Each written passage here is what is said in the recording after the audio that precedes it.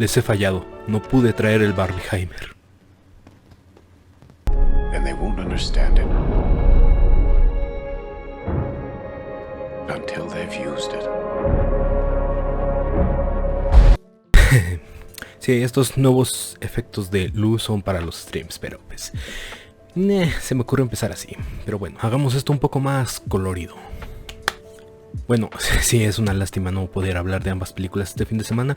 Y no solo porque eso me hubiera traído más vistas al ser el fin de semana de estreno, o por querer comparar ambas películas dado que se estrenaron al mismo tiempo, y por toda la controversia que ha habido alrededor de la película de Barbie. Pero dejando eso de lado, yo creo que debemos hablar de Oppenheimer por separado, porque esto ha sido totalmente una experiencia cinematográfica. Y sí, lamentablemente no pude ir a verla ni a la Cineteca ni a una pantalla IMAX, que aquí en México realmente no son IMAX, sino que son pues pseudo IMAX, porque no tienen tecnología que proyecte totalmente la imagen, solo la inventan que es IMAX para vender el boleto casi el cuádruple de caro, lo cual no se justifica porque pues las salas son igual de incómodas y son más grandes, sí, pero igual más gente, más estorbos y mucho más difícil para salir. Aún así, el punto es que no había forma de verla en el formato más recomendado y en el mejor, y prácticamente no iba a desplazarme hasta la Cineteca para verla nada más en 35 milímetros. Entonces la vi en formato tradicional, en una sala normalita. Entonces, pues no creo que sea un impedimento para poder disfrutar de la narrativa, sobre todo sabiendo que es Nolan y nos va a tener como media película dándonos explicación y contándonos en la otra mitad lo que está pasando a través de acciones. Ya sabemos cómo trabaja este señor, y también está presente nuevamente lo que es el manejo del tiempo, porque hay unas escenas mayormente en la película que son a blanco y negro, que sería más que nada el tiempo presente donde se está desarrollando la historia, porque se está contando como un anecdotario. Entonces tenemos el tiempo presente, que es a blanco y negro, el tiempo donde se está juzgando a Oppenheimer, que es los recuerdos que está contando directamente el personaje de Lois, o sea de Robert Downey Jr.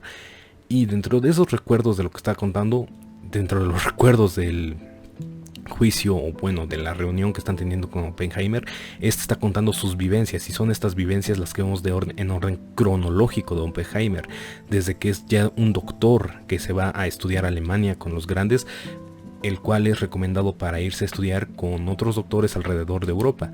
Entonces todo este es su camino para descubrir pues más pasos en la física cuántica y cómo puede llevar esto al mundo occidental, o prácticamente Estados Unidos. Entonces empieza por ese lado la película, pero dentro de la historia, dentro de la propia historia de la película y dentro de nuestro contexto histórico, se desarrolla la Segunda Guerra Mundial. Empiezan a separar a las personas de qué personas merecen vivir o morir, esto más que nada en Alemania, como ya sabemos. Y pues también empieza la separación de científicos, qué científicos sirven a qué país, a qué lado, a los aliados, a las fuerzas del eje.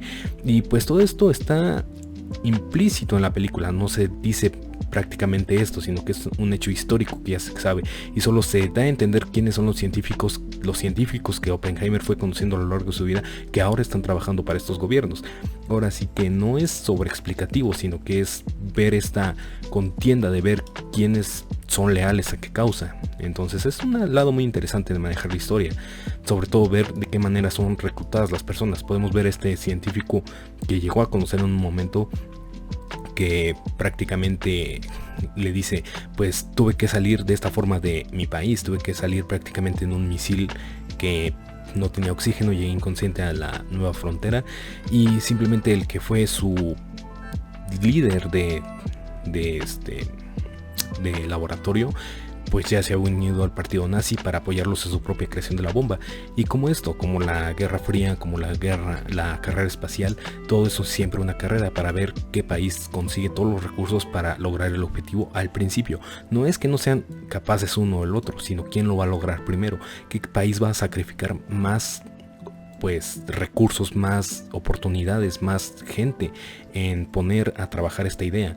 Entonces vemos como de la parte de Alemania, aunque llevaran más conocimiento sobre la división del átomo, sobre el cómo causar esta gran explosión, cómo hacer la fisión nuclear, ellos no estaban dispuestos a seguir pues con físicos de otra índole, de otro origen que no fuera alemán. Entonces vemos que esto antisemitismo fue lo que impidió que el avance nazi fuera aumentando. Entonces, por ese lado vemos cómo Estados Unidos no tuvo escrúpulos a reclutar a quien fuera posible para seguir avanzando. Entonces vemos como el propio Oppenheimer es una persona difícil de tratar, difícil de controlar, pero que aún así le sirve al gobierno de Estados Unidos. Ellos se la pasan diciendo en toda la película que sí, que el fin no justifica los medios, pero de cualquier modo van a llegar a ese fin. Entonces, aunque no justifiquen los medios, usarán cualquier medio para llegar a eso. Y sí, es algo muy interesante, es una película llena de muchas interrogantes, de muchas contradicciones, y vemos como el paso de la vida de Oppenheimer, que no fue una persona que tuviera muchos escrúpulos al principio, sino que todo lo hacía por la ciencia, y en base a esa ciencia su ideal lo llevó a hacer lo necesario. Vemos que sí, que en su propaganda, en todo lo que él decía o hacía, se contradecía tal vez con sus acciones pasadas o futuras, que sí, que en el pasado llegó a apoyar causas comunistas, pero aún así se unió a los creadores de la bomba del proyecto Manhattan.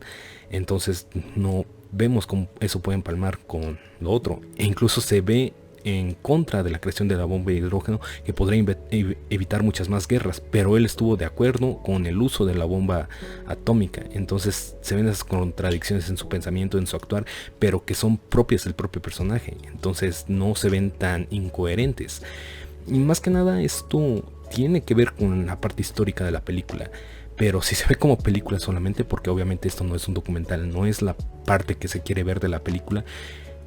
Yo creo que Oppenheimer sí funciona muy bien contando esta historia, contando la historia del hombre, la historia de la persona detrás de la bomba atómica, y sobre todo viendo este drama político de cómo se maneja el representar a esa persona que estuvo detrás de un genocidio, y cómo la sociedad puede perdonar ese hecho porque ayudó a que no hubiera un problema mayor para los de nuestro lado, justificando el fin al que se llegó.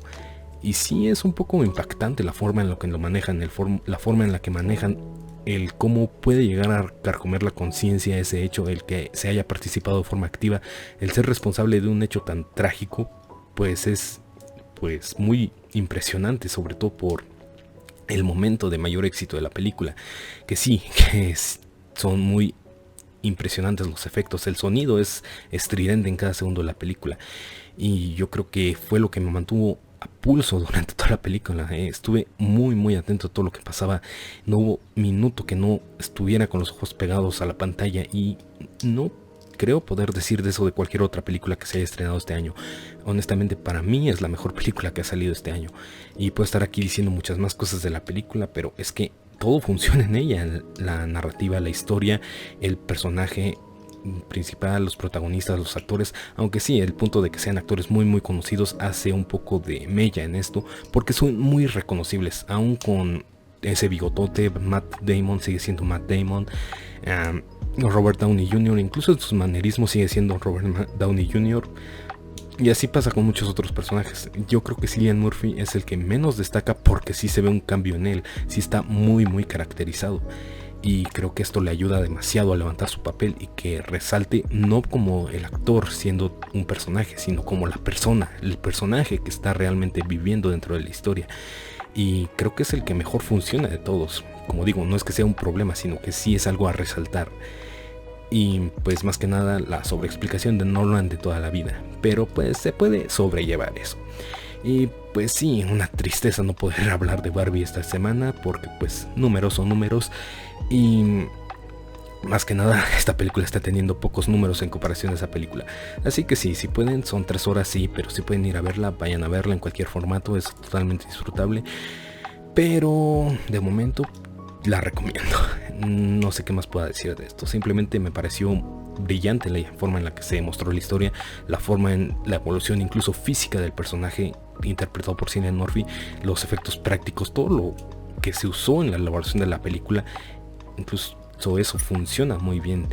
Incluso yo sentí que estaban acelerando un poco la historia, metiendo tantos eventos en tan poco tiempo y saltándose de contar algunos, pero es que esa no era la idea era contar la vida de esta persona, la participación de esta persona en este proyecto, cómo fue su ideología, lo que hizo mella en todo esto, y es lo que es importante para la película, porque tampoco hay escenas del hecho del resultado. Entonces pues sí, porque eso hubiera sido más morbo que otra cosa. Entonces yo estoy de acuerdo en que no se haya llevado por ese lado. Y pues el resultado es uno muy satisfactorio, es uno que se puede recomendar, se puede ver y se puede disfrutar incluso, aunque sí hay momentos de tensión en los que se siente como todo esto es algo que va a resultar de la forma en la que históricamente resultó, porque es algo que sabemos, es un hecho histórico todo lo que ha pasado después de eso, la Guerra Fría, tantas tensiones entre países, las recientes invasiones, todo eso pues viene, y lo dicen incluso al final de la película. Este no fue el final de la Guerra Fría, este solo fue el final de la Segunda Guerra Mundial, este solo fue el inicio de la verdadera guerra, la guerra por saber quién tiene el cordón mejor atado.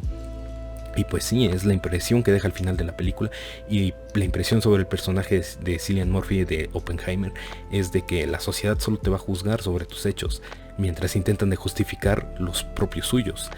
Entonces mientras te puedan criticar, mientras ellos no hacen nada, todo va a estar bien, pero mientras ellos estén haciendo algo van a tratar de justificar lo que tú hiciste anteriormente y decir que estuvo bien. Y se me hace algo tan terriblemente correcto para los tiempos actuales y para los tiempos tan históricos que se han vivido en todo momento, que es escalofriante pensar que se ha vivido de esa forma durante tantos años. Y yo creo que un detallito que puede hacer, como decir, sí, ¿para qué? Es el detalle de John F. Kennedy al final, que sí, un poco de paranoia o de conspiración, pero no es tan remarcable y solo se menciona pues el nombre y un pequeño hecho que sucedió, pero no es algo a resaltar, no es como que hayan dicho pues ahora lo vamos a matar, pero sí es algo como que llega a la mente en ese momento, sobre todo por el caso, por el hecho que se está desarrollando con el jefe de seguridad nacional. Entonces pues no es algo tan importante, pero pues está en la película, así que es algo a remarcar. Sin nada más que decir, es una película pues asombrosa, yo creo que la mejor del año en lo que va hasta ahorita, y tal vez una de las mejores películas en tiempos recientes que he llegado a ver. No he visto Tenet, así que no la puedo comparar con su más reciente película, pero aún así, grande Nolan. Nos vemos. What's happening here?